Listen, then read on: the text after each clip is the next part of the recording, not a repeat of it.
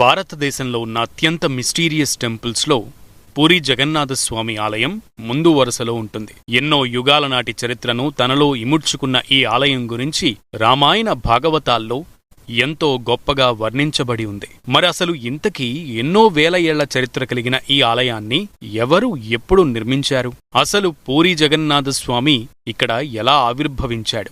దాని వెనక ఉన్న కథ ఏమిటి? పూరీ జగన్నాథస్వామి విగ్రహంలో ఉన్న బ్రహ్మ పదార్థానికి శ్రీకృష్ణుడి గుండెకు ఉన్న సంబంధం ఏమిటి? అత్యంత వైభవంగా నిర్వహించే పూరీ జగన్నాథస్వామి రథయాత్ర వెనక ఉన్న రహస్యం ఏంటి? ఇలా పూరీ జగన్నాథస్వామి ఆలయం గురించి మీకు తెలియని ఎన్నో రహస్యాలను ఈ వీడియోలో చెప్పబోతున్నాను. వీడియో చాలా ఇంట్రెస్టింగ్ గా ఉంటుంది.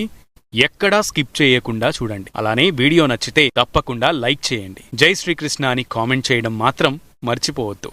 పూరీ జగన్నాథస్వామి ఇక్కడ ఎలా ఆవిర్భవించాడో తెలియాలంటే ఎన్నో యుగాల పాటు కాలంలో మనము వెనక్కు వెళ్ళాలి. కృతయుగంలో ఈ ప్రాంతాన్ని ఇంద్రద్యుమ్నుడు అనే మహారాజు పరిపాలిస్తూ ఉండేవాడు. ఇతడు పరమ విష్ణుభక్తుడు. ఇతడి భార్య పేరు గుండీచ. ఇంద్రద్యుమ్నుడికి ఎన్ని రాజ్యాలు జయించినా, ఎంతో సంపద ఉన్నా సరే తృప్తి ఉండేది కాదు. అతడి మనసులో ఏదో తెలియని వెలితి ఉండేది. దీంతో బాగా ఆలోచించిన ఇంద్రద్యుమ్నుడు తాను చరిత్రలో కనీవిని ఎరగని రీతిలో యుగయుగాల పాటు తన పేరు నిలిచిపోయే విధంగా ఒక గొప్ప ఆలయాన్ని నిర్మించాలని అనుకుంటాడు. అలానే తాను నిర్మించబోయే ఆ ఆలయంలో ఈ జగత్తులో ఎక్కడా లేని విధంగా సాక్షాత్తు భగవంతుడినే కర చరణాదులతో ఉంచాలని నిశ్చయించుకుంటాడు. ఇంద్రద్యుమ్నుడికి ఈ ఆలోచన వచ్చిందే తడువుగా అసలు భగవంతుడు ఈ భూమి మీద కరచరణాదులతో సశరీరంగా ఎక్కడ ఉన్నాడు? ఆయన్ని ఎలా ఇక్కడకు తీసుకురావాలి అని ఆలోచించటం మొదలు పెడతాడు. దీంతో విష్ణుమూర్తి ఇంద్రద్యుమ్నుడిని పరీక్షించాలని భావించి అతడి స్వప్నంలో సాక్షాత్కరించి, ఓ ఇంద్రద్యుమ్నున్నా, నేను కరచరణాదులతో సశరీరంగా నీలాచలం అనే కొండపైన నీలమాధవుడి రూపంలో ఉన్నాను. నన్ను కనుగొని నీవు నిర్మించబోయే ఆలయంలో ప్రతిష్ఠించు అని చెప్పి అంతర్ధానమవుతాడు. దీంతో ఒక్కసారిగా ఉలిక్కిపడి నిద్రలేచిన ఇంద్రద్యుమ్నుడు తన పరివారాన్ని అంతటినీ పిలిచి తనకు వచ్చిన స్వప్నం గురించి వివరించి అసలు ఆ నీలాచలం ఎక్కడ ఉందో కనుక్కోమని చెబుతాడు. అది విన్నవారంతా ఒకరి ముఖాలు ఒకరు చూసుకుని, మహాప్రభూ, మీరు చెప్పిన నీలాచలం, నీలమాధవుడి పేర్లు మేము పుట్టిబుద్దెరిగాక కలలో కూడా వినలేదని, మీకు వచ్చిన స్వప్నం కేవలం కాకతాళీయమే తప్ప అసలు ఈ భూమి మీద నీలాచలమే లేదని చెబుతారు. తన మంత్రులు పరివారం ఎంత వారించినా వినని ఇంద్రద్యుమ్నుడు ఎలాగైనా నీలమాధవుడి జాడ కనిపెట్టాలని మనసులో గట్టిగా అనుకుంటాడు. దీంతో ఇంద్రద్యుమ్నుడు నలుగురు మెరికల్లాంటి వ్యక్తులను ఎంపిక చేసి, మీరు నలుదిక్కులకు వెళ్లి నీలాచలం జాడ గురించి అణువణువునా గాలించమని పంపిస్తాడు. వీరిలో 3 దిక్కులకు 3 వివిధ ప్రాంతాలకు చెందిన వ్యక్తులు వెళ్లగా 4వ దిక్కుకు మాత్రం ఇంద్రద్యుమ్నుడికి అంతరంగీకుడైన విద్యాపతి అనే బ్రాహ్మణుడు వెళతాడు. విద్యాపతి ఎంతో తెలివైనవాడు, సమర్థుడు.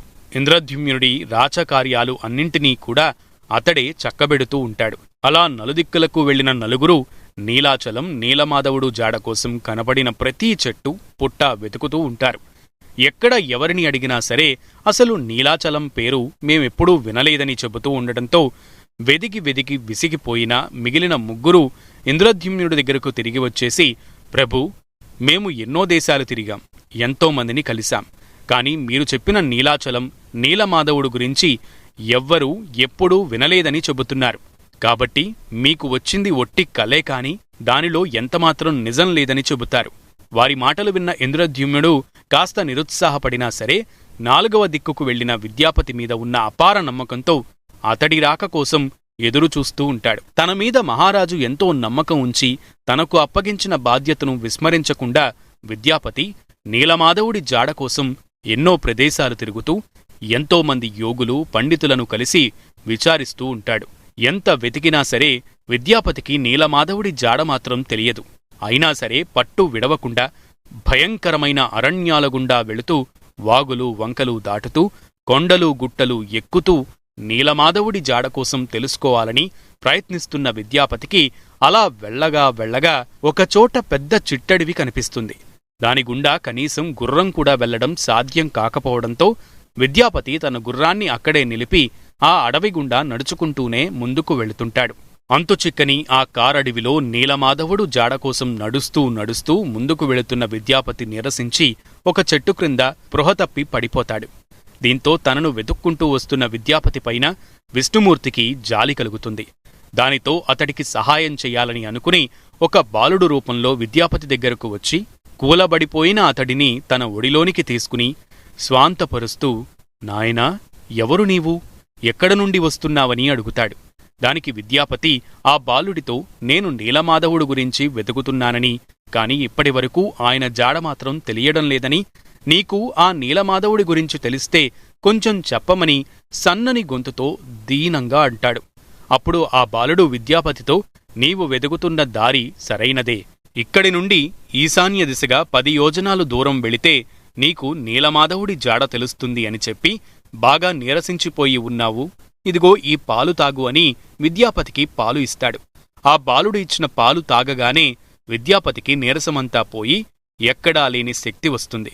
దీంతో ఒక్కసారిగా ఉలిక్కిపడి లేచిన విద్యాపతికి తన చేతిలో పాలగ్లాసు ఉంటుంది కాని చుట్టూ ఎవరూ కనిపించరు. కాసేపటికి స్థిమితపడిన విద్యాపతి సాక్షాత్తు ఆ నీలమాధవుడే తనకు సహాయం చేయడానికి ఇలా బాలుడి రూపంలో వచ్చాడని గ్రహించి ఎంతో సంతోషించి ఆ బాలుడు చెప్పినట్లుగా ఈశాన్య దిశగా ముందుకు వెళుతూ ఉంటాడు. అలా నీలమాధవుడి జాడకోసం అడవిలో నడుచుకుంటూ వెళుతూ ఉన్న విద్యాపతికి అడవి మధ్యలో ఒక సరస్సు కనిపిస్తుంది. అరణ్యంలో నడిచి నడిచి అలసిపోయిన విద్యాపతి ఆ సరస్సు దగ్గరకు వెళ్లి మంచునీరు తాగి పక్కనే ఉన్న చెట్టు క్రింద కాసేపు విశ్రమిస్తాడు. ఇదే సమయంలో ఆ సరస్సు దగ్గరకు లలిత అనే గిరిజన స్త్రీ నీటి కోసం వస్తుంది. అత్యంత సౌందర్యవతి అయిన ఆమెను చూడగానే విద్యాపతి చూపు తిప్పుకోలేకపోతాడు. లలిత కూడా విద్యాపతిని చూసి తొలిచూపులోనే అతడిపైన మనసు పడుతుంది. ఇద్దరి చూపులు కలవడంతో కాస్త చనువు తీసుకున్న విద్యాపతి ఆమె దగ్గరకు వెళ్లి, నీవు ఎవరవు? ఇంత దట్టమైన అరణ్యంలోకి ఎందుకు వచ్చావని అడుగుతాడు. విద్యాపతి తన దగ్గరకు రావడంతో కాస్త సిగ్గుపడిన లలిత, మాది ఈ దగ్గరలో ఉన్న కోయగూడమని, నీరు తీసుకెళ్లడానికి వచ్చానని, మా నాన్న విశ్వావసు మా గూడానికి దొర అని చెబుతుంది. దీంతో విద్యాపతి నీలమాధవుడు గురించి వారికి ఏమైనా తెలిసి ఉంటుందేమో అని మనసులో అనుకుని, నేను ఈ అడవిలో దారి తప్పి ఇక్కడకు వచ్చి చేరాను, నన్ను మీ గూడానికి తీసుకువెళతావా అని అడుగుతాడు. దానికి ఒప్పుకున్న లలిత విద్యాపతిని తనతో పాటు కోయగూడానికి తీసుకువెళ్లి తన తండ్రి అయిన విశ్వావసుకు పరిచయం చేస్తుంది. విద్యాపతిని చూసిన విశ్వావసు, నాయనా, నీవు ఎవరు? ఏ రాజ్యం నుండి వచ్చావని అడుగుతాడు. దాంతో విద్యాపతి అసలు విషయం చెప్పకుండా తనది పొరుగు రాజ్యమని, వ్యాపారం నిమిత్తం వచ్చి ఈ అడవిలో దారి తప్పానని చెబుతాడు. విద్యాపతి మాటలు విన్న విశ్వావసు అతడిని కొన్ని రోజులపాటు ఇక్కడే ఉండమని చెబుతాడు. దీంతో కొన్ని రోజులపాటు ఇక్కడ ఉంటూ నీలమాధవుడి గురించి వెతగొచ్చని అనుకుని విద్యాపతి సరే అని ఇక్కడే కొంతకాలం ఉంటానని చెబుతాడు. అలా కోయగూడెంలో ఉంటున్న లలిత విద్యాపతిల మనసులు కలిసి వారి ఇరువురు మధ్య ప్రేమ చిగురుస్తుంది. మరోవైపు విద్యాపతి రహస్యంగా రాత్రిపూట బయట తిరుగుతూ నీలమాధవుడి గురించి వెతుకుతూ ఉంటాడు. అలా వెతుకుతూ ఉన్న విద్యాపతి ప్రతిరోజూ విశ్వావసు అర్ధరాత్రి సమయంలో కాగడ పట్టుకుని ఎక్కడికో వెళ్లి రావడం గమనిస్తాడు. దీంతో ఇక్కడే ఏదో మర్మం దాగి ఉందని, దీనిని ఎలాగైనా కనిపెట్టాలని భావించిన విద్యాపతి ఒకరోజు లలితను మాటల్లో పెట్టి, ఆ మాటల మధ్యలో మీ నాన్న రోజూ అర్ధరాత్రి పూట కాగడా పట్టుకుని ఎక్కడికో వెళ్లి వస్తున్నాడు, అది ఎక్కడకు అని అడుగుతాడు. విద్యాపతి మాటలకు ఒక్కసారిగా ఉలిక్కిపడిన లలిత అది దైవరహస్యమని, ఎవరికీ చెప్పకూడదని అంటుంది. దీంతో విద్యాపతికి విషయం అర్థమయ్యి, మీ నాన్న రోజు వెళుతుంది నీలాచలం కొండపైన ఉన్న నీలమాధవుడి దగ్గరకే కదా అని అడుగుతాడు. దీంతో ఒక్కసారిగా కంగారు పడిన లలిత ఏం మాట్లాడకుండా మౌనంగా అక్కడి నుండి వెళ్లిపోతుంది. దాంతో అసలు రహస్యమంతా ఇక్కడే ఉందని విద్యాపతి అనుకుంటాడు. మరోవైపు విద్యాపతి లలితల మధ్య ప్రేమ మరింతగా బలపడుతుంది. వీరి విషయం విశ్వావసుకు తెలియడంతో ఎంతో సంతోషించి తన కూతురికి ఇంతకంటే యోగ్యుడైన వరుడు భర్తగా రాడని అనుకుని లలితనిచ్చి విద్యాపతితో ఘనంగా వివాహం జరిపిస్తాడు. కొత్తాల్లుడిని ఆప్యాయంగా తన ఇంట్లోకి తీసుకుని వెళ్లిన విశ్వావసు విద్యాపతిని దగ్గరకు తీసుకుని, నీలాంటి గుణవంతుడు అయిన అల్లుడు రావడం తన అదృష్టమని, ఈ వివాహ మహోత్సవం సందర్భంగా నీకు ఏం కావాలో కోరుకొమ్మని, దానిని తప్పకుండా తీరుస్తానని చెబుతాడు. దీంతో విద్యాపతి నీలమాధవుడు గురించి తెలుసుకోవడానికి ఇదే సరైన సమయమని భావించి విశ్వావసుతో, మామగారు, మీరు ప్రతిరోజూ అర్ధరాత్రి సమయంలో ఎక్కడికో వెళ్లి వస్తున్నారు కదా, అక్కడకు నన్ను కూడా తీసుకువెళ్లమని అడుగుతాడు. దీంతో ఒక్కసారిగా తొత్తరపాటుకు గురైన విశ్వావసు నిన్ను అక్కడికి తీసుకువెళ్లడం వీలుపడదని, అది దైవరహస్యమని చెబుతాడు. దాంతో ఎంతో నిరుత్సాహపడిన విద్యాపతి తన భార్య దగ్గరకు వెళ్లి జరిగిందంతా వివరించి, అసలు మీ నాన్న ప్రతిరోజు ఎక్కడికి వెళుతున్నాడో నువ్వైనా చెప్పమని అడుగుతాడు. విద్యాపతి అదే విషయాన్ని మరోసారి అడగడంతో తటపటాయించిన లలిత అది దైవరహస్యమని, దానిని ఎవరికీ చెప్పకూడదని మా గూడెంలో నియమం ఉందని చెబుతుంది. దాంతో విద్యాపతి లలితతో, నేను నీ భర్తను, నీవు నా అర్ధాంగివి, భార్యాభర్తల మధ్య ఎలాంటి దాపరికాలు ఉండకూడదని, అదేంటో చెప్పమని కాస్త ఉద్విగ్నంగా అడుగుతాడు. తన భర్త అంతగా అడగడంతో ఇక కాదనలేకపోయిన లలిత, ఈ దగ్గరలోనే నీలాచలమనే కొండ ఉందని, అక్కడ భగవంతుడు నీలమాధవుడి రూపంలో కరచరణాదులతో ఉన్నాడని, అక్కడికే మా నాన్న ప్రతిరోజూ వెళ్లి వస్తున్నాడని అసలు విషయం చెప్పేస్తుంది. దాంతో ఎంతో సంతోషించిన విద్యాపతి, అయితే నన్ను నీలమాధవుడి దగ్గరకు తీసుకుని వెళ్లమని నీవైనా చెప్పు అని తన భార్యను బతిమలాడుతాడు. దీంతో లలిత విశ్వావసు దగ్గరకు వచ్చి తన భర్తను ఎలాగైనా ఒక్కసారి నీలమాధవుడి దగ్గరకు తీసుకుని వెళ్లమని ప్రాధేయపడుతుంది. ఒక్కగానొక్క కూతురు కోరిన కోర్కెను కాదనలేకపోయిన విశ్వావసు ఇప్పటివరకు తనకు మాత్రమే సొంతమైన నీలమాధవుడు ఇప్పుడు మరొకరికి కూడా కనిపించబోతున్నాడే అని బాధపడుతూ అయిష్టంగానే విద్యాపతిని నీలమాధవుడు దగ్గరకు తీసుకువెళ్లడానికి ఒప్పుకుంటాడు. అయితే బయలుదేరే ముందు నీ కళ్లకు గంతలు కడతానని, నీలమాధవుడు దగ్గరకు వెళ్లిన తర్వాత మాత్రమే ఆ గంతలు విప్పుతానని, దర్శనం అవ్వగానే మరలా గంతలు కట్టేస్తానని, ఆ షరతుకు అంగీకరిస్తేనే నిన్ను అక్కడికి తీసుకుని వెళతానని విశ్వావసు విద్యాపతితో అంటాడు. విశ్వావసు చెప్పిన దానికి కాస్త ఆలోచించిన విద్యాపతి ఆ షరతుకు సరే అంటాడు. మరునాడు రాత్రి విశ్వావసు విద్యాపతిని అతడి కళ్లకు గంతలు కట్టి అడవి మార్గం గుండా నీలమాధవుడు దగ్గరకు తీసుకువెళుతుండగా విద్యాపతి తన ఉత్తరీయం చివర బయటకు కనిపించకుండా చిన్న ఆవాల మూట కట్టుకుని రహస్యంగా వెళ్లే మార్గంలో ఆ ఆవాలు కిందకు వదులుతూ ఉంటాడు. చివరికి ఒక చోటకు చేరుకున్న తర్వాత విశ్వావసు విద్యాపతి కళ్లకు కట్టిన గంతలు విప్పుతాడు. ఆ కళ్లగంతలు విప్పగానే విద్యాపతికి ఒక కొండ గుహ ఎదురుగా చిన్న కుండం ఒకటి కనిపిస్తుంది. ఆ సమయంలోనే ఆ కుండలోకి ఒక కాకి ఎగురుకుంటూ వచ్చి మునగగానే విచిత్రంగా అది ఒక దివ్య పురుషుడిలా మారిపోతుంది. వెంటనే అక్కడకు దివ్య విమానం వచ్చి అతడిని దేవలోకానికి తీసుకునిపోతుంది. ఈ కుండానికే ఇంత శక్తి ఉంటే లోపల ఉన్న నీలమాధవుడికి ఇంకా ఎంత శక్తి ఉందో అని అనుకున్న విద్యాపతి విశ్వావసుతో గుహలోనికి వెళుతూ ఉంటాడు. విద్యాపతి గుహలోనికి వెళ్లగానే అతడి ఎదురుగా నీలమాధవుడు సశరీరంగా శంఖచక్ర గదా పద్మాలతో నిలుచుని ఉండగా ఆయన చేతిలో ఉన్న పద్మం పైన లక్ష్మీదేవి కూర్చుని చిరునవ్వు చిందిస్తూ ఉంటుంది. నీలమాధవుడిని అలా నిజరూపంలో చూసిన విద్యాపతి ఒక్కసారిగా తన్మయత్వం చెందుతాడు. ఆ మరుక్షణమే విశ్వావసు ఇక చూసింది చాలు అని విద్యాపతికి కళ్లకు గంతలు కట్టేసి వెనక్కు తీసుకువచ్చేస్తాడు. విశ్వావసుతో పాటు గూడానికి తిరిగి వచ్చేసిన విద్యాపతి వర్షాకాలం ఎప్పుడు వస్తుందా, నేను నీలమాధవుడి కోసం వెళుతూ మార్గమధ్యంలో వదిలిన ఆవాలు ఎప్పుడు మొలుస్తాయా అని ఎదురుచూస్తూ ఉంటాడు. విద్యాపతి నిరీక్షణ ఫలించి వర్షాకాలం రాగానే విద్యాపతి జారి వెడిచినటువంటి ఆవాలు మొలకెత్తి పసుపు రంగు పువ్వులు పూచి నీలమాధవుడి దగ్గరకు వెళ్లడానికి దారి స్పష్టంగా కనిపిస్తూ ఉంటుంది. విద్యాపతి ఆ దారిలో రహస్యంగా నడుచుకుంటూ వెళ్లగా అక్కడ గుహలో నీలమాధవుడు కరచరణాదులతో అతడికి కనిపిస్తాడు. దీంతో ఎంతో సంతోషించిన విద్యాపతి మహారాజు తనకు అప్పగించిన కార్యంలో విజయం సాధించానని అనుకుంటాడు. వెంటనే విశ్వావసు దగ్గరకు వచ్చిన విద్యాపతి తనకు మా రాజ్యం నుండి వెంటనే రమ్మని వర్తమానం అందిందని, లలితను తీసుకుని మా రాజ్యానికి వెళతానని చెబుతాడు. విద్యాపతి మాటలకు ఆనందించిన విశ్వావసు తన ఒక్కగానొక్క కూతురును చీర సారెలతో ఘనంగా అత్తవారింటికి పంపిస్తాడు. ఇంద్రద్యుమ్నుడు దగ్గరకు వచ్చిన విద్యాపతి తాను నీలమాధవుడిని చూశానని, జరిగినదంతా రాజుకు వివరిస్తాడు. విద్యాపతి నీలమాధవుడిని చూశానని చెప్పడంతో ఆనందంతో పరవశించిపోయిన ఇంద్రద్యుమ్నుడు అతడిని గట్టిగా హత్తుకుని తన పరివారంతో నీలమాధవుడి దగ్గరకు వెళ్లడానికి సన్నద్ధమవుతాడు. దీంతో విద్యాపతి ఇంద్రద్యుమ్నుడితో, ప్రభూ, నీలమాధవుడిని అక్కడి నుండి తీసుకురావడం అంత సులభం కాదని, ఎన్నో తరాలుగా ఆ గూడెం వారు నీలమాధవుడిని పూజిస్తూ ఉన్నారని చెబుతాడు. నీలమాధవుడు గురించి తెలిసింది అన్న ఆనందంతో ఉన్న ఇంద్రద్యుమ్నుడు నాకు ఎవరు అడ్డు చెబుతారని విజయగర్వంతో నీలమాధవుడి దగ్గరకు తన సైన్యంతో పాటు తన భార్య గుండీచాదేవిని తీసుకుని బయలుదేరతాడు. దీంతో ఇంకా ఇంద్రద్యుమ్నుడికి రజోగుణం తగ్గలేదని అనుకున్న నీలమాధవుడు ఇంద్రద్యుమ్నుడు అక్కడకు తన పరివారంతో రాగానే పెద్ద ఇసుక తుఫాను సృష్టిస్తాడు.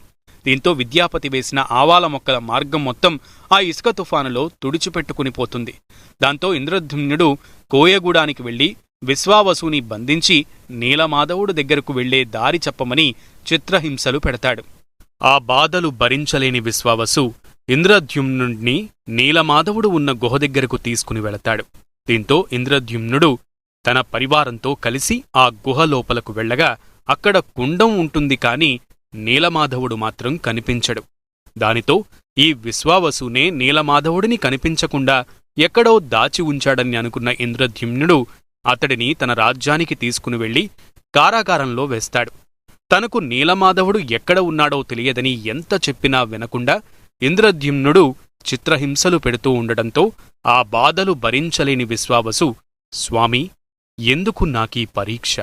నీవు విశ్వాంతరయామి అని గ్రహించలేక నీవు ఇప్పటివరకు నాకే సొంతమనుకున్నానే అంటూ ఏడుస్తూ ఉంటాడు.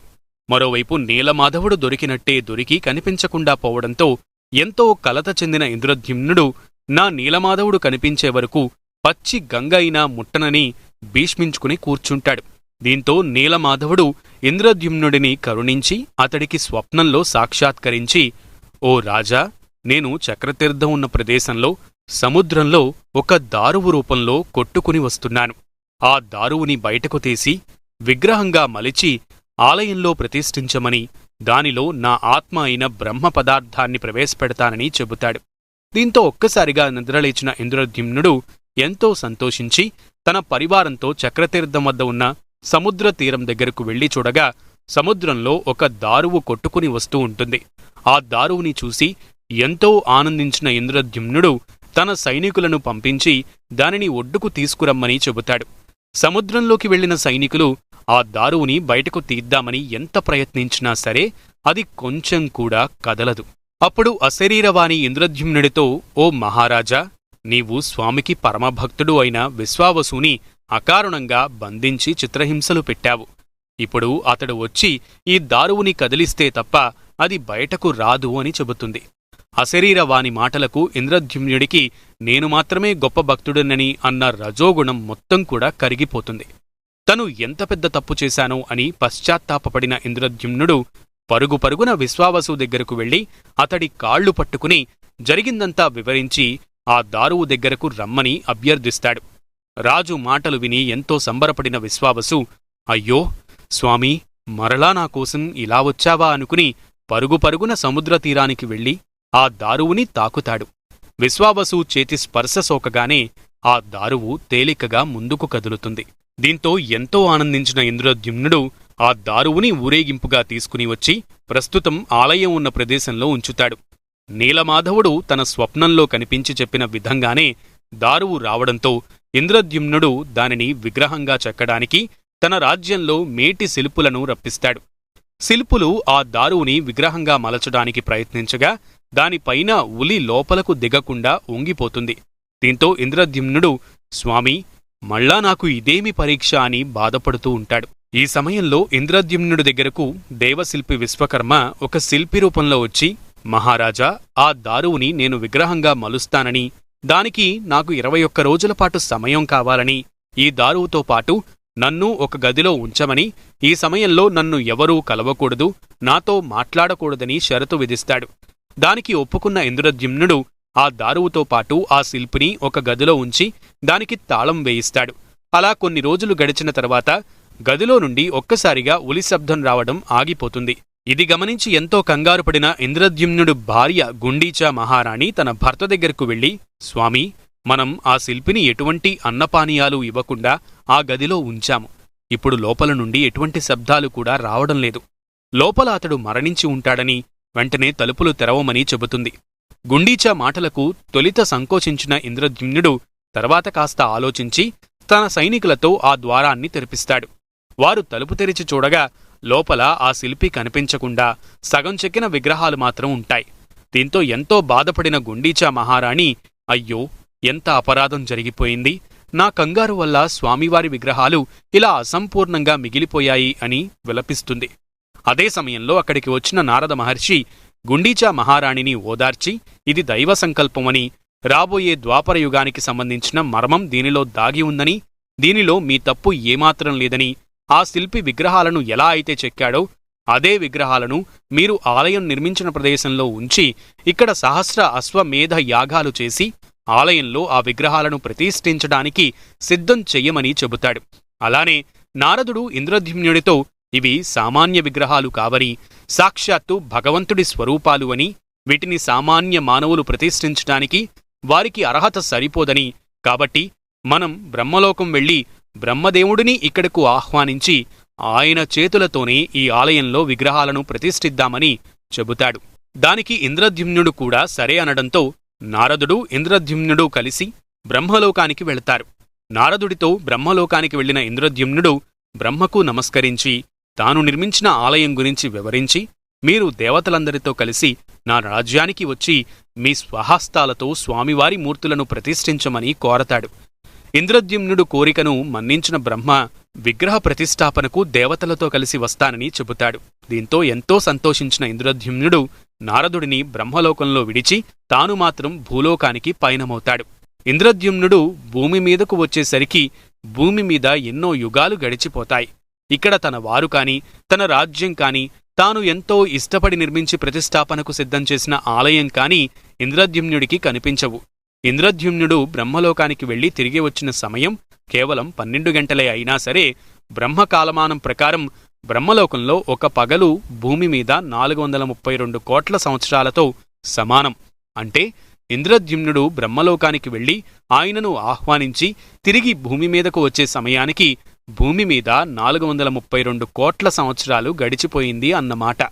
ఇంద్రద్యుమ్నుడు భూమి మీదకు వచ్చిన సమయంలో ఆ ప్రాంతాన్ని గాలమాధవుడు అనే రాజు పరిపాలిస్తూ ఉంటాడు. గాలమాధవుడు ఒకసారి గుర్రంపైన ఈ ప్రాంతంలో వెళుతూ ఉండగా గుర్రం కాలికి ఆలయం పైన ఉన్న సుదర్శన చక్రం తగిలి ఆ గుర్రం పడిపోతుంది. దీంతో గాలమాధవుడు తన సైనికులని పిలిచి అక్కడ ఏదో ఉందని తవ్వించి చూడగా అక్కడ ఇంద్రద్యుమ్నుడు కట్టిన ఆలయం బయటపడుతుంది. దీంతో గాలమాధవుడు ఆలయాన్ని శుభ్రపరిచి దానిని పునర్నిర్మిస్తాడు. ఇంద్రద్యుమ్నుడు ఆ ఆలయం దగ్గరకు వెళ్లి ఇది తాను నిర్మించినదే అని పోల్చుకుని ఆ రాజ్యాన్ని పరిపాలించే గాలమాధవుడు దగ్గరకు వెళ్లి ఆ ఆలయం తాను నిర్మించానని జరిగినదంతా వివరిస్తాడు. ఇంద్రద్యుమ్నుడు మాటలు నమ్మశక్యంగా లేకపోవడంతో అతడి మాటలు విన్న గాలమాధవుడితో పాటు అక్కడ ఉన్నవారంతా ఇంద్రద్యుమ్నుడిని పిచ్చివాడిగా చూస్తూ పగలబడి నవ్వుతారు. ఇంద్రద్యుమ్నుడు ఈ పరిణామంతో ఎంతో దుఃఖించి అక్కడే కుప్పకూలిపోయి, స్వామి, ఏమిటీ పరీక్ష? అహంకారంతో ఆలయం నీలమాధవుడు అని బయలుదేరాను. ఇప్పుడు బ్రహ్మలోకం వెళ్లి తిరిగి వచ్చేసరికి ఇక్కడ నా రాజ్యం లేదు, నా భార్య పిల్లలు లేరు. వీరంతా ఈ ఆలయమే నేను కట్టించింది కాదు అని అంటున్నారు అంటూ బోరున విలపిస్తూ ఉంటాడు ఇంద్రద్యుమ్నుడు. అప్పుడు అక్కడకు అకూపరం అనే తాబేలు వచ్చి, నేను కృతయుగం నాటి నుండి ఇక్కడే ఉన్నాను, ఈ ఆలయం ఇతడు నిర్మించినదే, నేను చూశాను అని సాక్ష్యం చెబుతుంది. అలానే బుషిండి అనే కాకి కూడా వచ్చి ఈ ఆలయం ఇంద్రద్యుమ్నుడే నిర్మించాడు, నేను చూశానని చెబుతుంది. దానితో పాటు ఈ ఆలయం బయట ఉన్న కల్పవృక్షం కూడా ఈ ఆలయాన్ని ఇతడే కట్టించాడని చెబుతుంది. అయినా గాలమాధవుడు వాటి మాటలు నమ్మకపోవడంతో బ్రహ్మాది దేవతలు అక్కడికి వచ్చి బాధపడుతున్న ఇంద్రద్యుమ్నుడిని ఓదార్చి ఈ ఆలయం ఇతడే నిర్మించాడని గాలమాధవుడితో చెబుతారు. దాంతో గాలమాధవుడు ఇంద్రద్యుమ్నుడిని క్షమించమని కోరి ఆ ప్రాంతం వదిలి వెళ్ళిపోతాడు. బ్రహ్మాది దేవతలు మూలవిరాట్లో నీలమాధవుడు చెప్పినట్టుగానే బ్రహ్మ పదార్థాన్ని ఉంచి దేవలోకానికి వెళ్ళిపోతారు. దీంతో ఇంద్రద్యుమ్నుడు పరుగు పరుగున వెళ్లి ఆలయంలో ఉన్న జగన్నాథస్వామి కాళ్లమీద పడగా అక్కడ ఇంద్రద్యుమ్నుడికి జగన్నాథుడు సాక్షాత్కరిస్తాడు. స్వామి సాక్షాత్కారంతో ఎంతో పరవశించిపోయిన ఇంద్రద్యుమ్నుడు, స్వామి, ఇప్పటికి నన్ను కరుణించావా? నేనే గొప్ప, నేనే కట్టించిన ఆలయమే గొప్పగా ఉండాలి అని నాలో ఉన్న అహంకారం మొత్తం ఈ దెబ్బతో దిగిపోయింది స్వామి. ఇక నేను నీ పాదదాసుడిని, నాకు రాజ్యం వద్దు, నేనే గొప్ప అనే పేరు వద్దు. అసలు ఈ ఆలయాన్ని మేమే కట్టించామని నా వంశం వారు ఎవరైనా తర్వాత రావచ్చు, కాబట్టి అసలు నా వంశమే లేకుండా నిర్వంశం చేసేయి స్వామి అని వేడుకుంటాడు. ఇంద్రద్యుమ్నుడు నిష్కల్మషమైన భక్తికి సంతోషించిన జగన్నాథుడు అతడిని ఆలింగనం చేసుకుని, ఓ రాజా, నీ భార్య మహాసాధ్వి, నాకోసం ఆమె ఎన్నో త్యాగాలు చేసింది. అలానే నువ్వు నాకోసం నీ వంశాన్నే త్యాగం చేశావు.